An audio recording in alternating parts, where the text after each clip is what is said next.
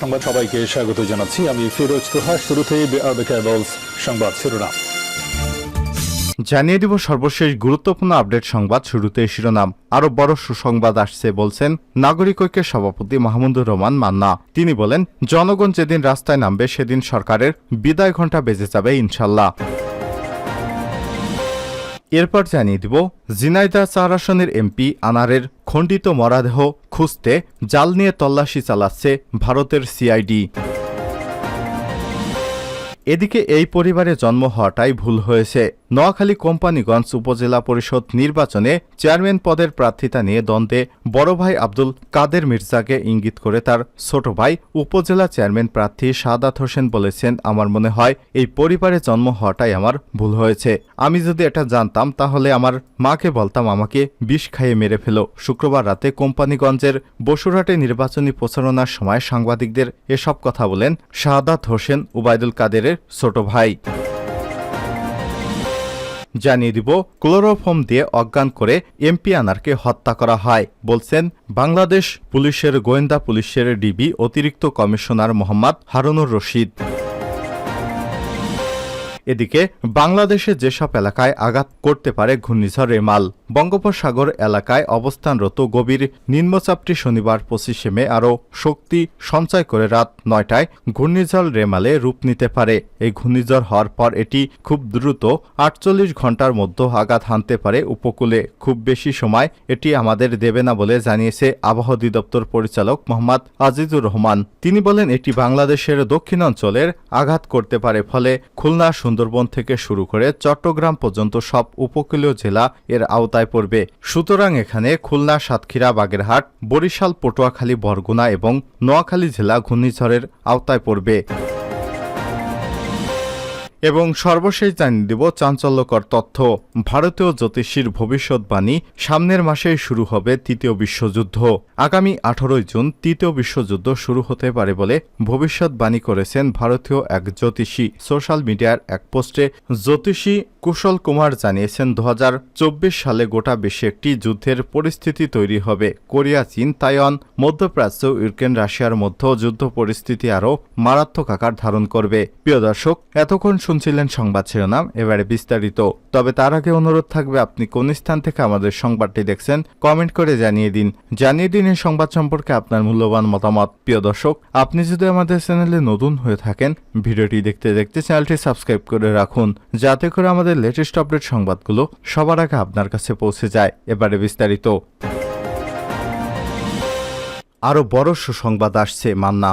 সামনে আরো বড় সুসংবাদ আসছে জানিয়ে নাগরিক ঐক্যের সভাপতি মাহমুদুর রহমান মান্না বলেছেন, জনগণ যেদিন রাস্তায় নামবে সেদিন সরকারের বিদায় ঘণ্টা বেজে যাবে ইনশাল্লাহ। শনিবার ২৫শে মে দুপুরে জাতীয় প্রেস ক্লাবের সামনে এক অবস্থান কর্মসূচিতে এসব কথা বলেন তিনি। বিএনপি চেয়ারপারসন খালেদা জিয়া সহ নেতাকর্মীদের মুক্তি এবং দলের ভারপ্রাপ্ত চেয়ারম্যান তারেক রহমানের নামে মিথ্যা মামলা প্রত্যাহারের দাবিতে জাতীয়তাবাদী মোটর চালকদের উদ্যোগে এই অবস্থান কর্মসূচি পালিত হয়। মান্না বলেন, এই সরকার সবখানে দুর্বল। ৫ বছর টিকে থাকার কোনো কারণ নেই। যদি আমরা সবাই একসঙ্গে রাস্তায় নামতে পারি, সেদিন রাস্তায় নামবেন, ঠিকমতো নামবেন, সেদিন বিদায় ঘণ্টা বেঁচে যাবে এদের। মানুষের তৈরি এই রাস্তার দিকে তাকিয়ে আছে সর্বত্র, সমস্ত সব পেশার মানুষ জেগে আছে, জাগবে ইনশাল্লাহ। আগামীতে আরও বড় সুসংবাদ পাবেন। আন্দোলনের পথে সবাইকে আহ্বান জানাচ্ছি। তিনি আরও বলেন, শেখ হাসিনা বলেছেন, এক সাদা চামড়ার লোক তাকে প্রস্তাব দিয়েছেন ওই রাখাইনদের একটা অংশ আর পার্বত্য চট্টগ্রাম নিয়ে নতুন একটা খ্রিস্টান রাজ্য গড়ে তুলতে হবে। আমার দেশের মাটিতে কেউ আরেকটা রাষ্ট্র করতে চায়, এরকম কথা যেই বলুক আমরা তার বিরুদ্ধে আছি। আমরা জানতে চাই তার কাছে প্রস্তাবটা কে দিয়েছে। এক সাদা চামড়া বললে তো হবে না। সাদা চামড়া তো ব্রিটিশদেরও, ইউরোপিয়ানদেরও, কানাডিয়ানদেরও, জাপানিদেরও। আর যদি কারো ধাবল কুষ্ঠ রোগ হয় তাহলে পুরোটাই সাদা। কোন সাদা চামড়া লোক, কোন সরকার, কোন দেশ আপনাকে এই প্রস্তাব দিয়েছে সেটা বলতে হবে। উনি সেটা বলতে পারবেন না। কাহিনী বানিয়ে মনে করবেন কান্নাকাটি করব আর আপনার দুঃখে বোধহয় সবার মন গলে যাবে। আরে আপনাকে বলবে না, আপনি থাকেন, আমরা সেই বান্দা নই। জাতীয়তাবাদী মোটর চালক দলের সভাপতি সেলিম রেজা বাবুর সভাপতিতে ১৩ বক্তব্য দেন বিএনপির চেয়ারপারসনের উপদেষ্টা কাউন্সিলের সদস্য আব্দুল সালাম সহ প্রচার সম্পাদক কৃষিবিদ শামীমুর রহমান শামীম, ছাত্রদলের সাবেক সহ-সভাপতি এজমাল হোসেন পাইলট প্রমুখ। এমপি আনারের খণ্ডিত দেহ খুঁজতে জাল দিয়ে তল্লাশি চালাচ্ছে সিআইডি। এমপি আনারুল আজিমের খণ্ডিত মরদেহ খুঁজতে আবারও তল্লাশি চালাচ্ছে পশ্চিমবঙ্গ পুলিশের গোয়েন্দা বিভাগ সিআইডি। কসাই জিয়াদ হাওলাদারের দেওয়া তথ্য অনুযায়ী শনিবার 25 মে সঞ্চিপা গার্ডেনে জাল দিয়ে বিভিন্ন অংশে তল্লাশি চালাচ্ছেন তারা। সিআইডির আশঙ্কা, এমপি আনারের মরদেহের খণ্ডিত অংশ এরই মধ্যেও হয়তো চলে গেছে বিভিন্ন জলজ প্রাণীর পেটে।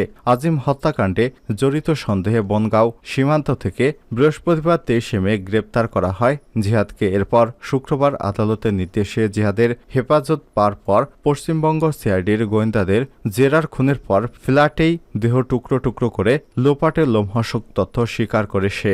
জিহাদকে গ্রেপ্তারের পর তার দেওয়া তথ্য অনুযায়ী এমপি আনারুল আজিম আনারের দেহাবশেষ উদ্ধারের জন্য বৃহস্পতিবারই রাতে কলকাতা সংলগ্ন দক্ষিণ 24 পরগনা জেলার ভাঙর ফুলেরহাট এলাকার ব্যাপক তল্লাশি চালায় সিআইডি। তবে মরদেহের কোনো অংশ খুঁজে পাওয়া যায়নি। আজ আবারও তল্লাশিতে নেমেছে সিআইডি। কলকাতা খুন হওয়া বাংলাদেশের সংসদ সদস্য আনারুল আজিম আনারের মরদেহ অন্তত 40 টুকরায় বিভক্ত করা হয়, পরে তা ফেলে দেওয়া হয় খালসহ বিভিন্ন স্থানে। পশ্চিমবঙ্গের গোয়েন্দা বিভাগ সিআইডির জিজ্ঞাসাবাদে এমনটাই জানিয়েছে জিহাদ হাওলাদার। সিআইডির আশঙ্কা, এমপি আনারের মরদেহের খণ্ডিত অংশ এরই মধ্যে হয়তো চলে গেছে বিভিন্ন জলজ প্রাণীর পেটে। মূলত আনারকে হত্যার জন্য ভারতের মুম্বাই থেকে কসাই খ্যাত জিহাদ হাওলাদারকে কলকাতায় আনা হয়। কলকাতায় গ্রেপ্তার হওয়ার পর আনারুলকে হত্যার পর কিভাবে তার মরদেহ টুকরো টুকরো করে ফেলা হয় তার লোমহর্ষক বর্ণনা দিয়েছেন তিনি। গত 12 মে কলকাতায় চিকিৎসা করাতে আসেন ঝিনাইদহের এমপি আনারুল আজিম। 13 মে রাতে তিনি নিউ টাউনের ফ্ল্যাটে খুন হন। ওই দিন নিখোঁজ থাকার পর তার হত্যা সম্পর্কে নিশ্চিত হয় পুলিশ।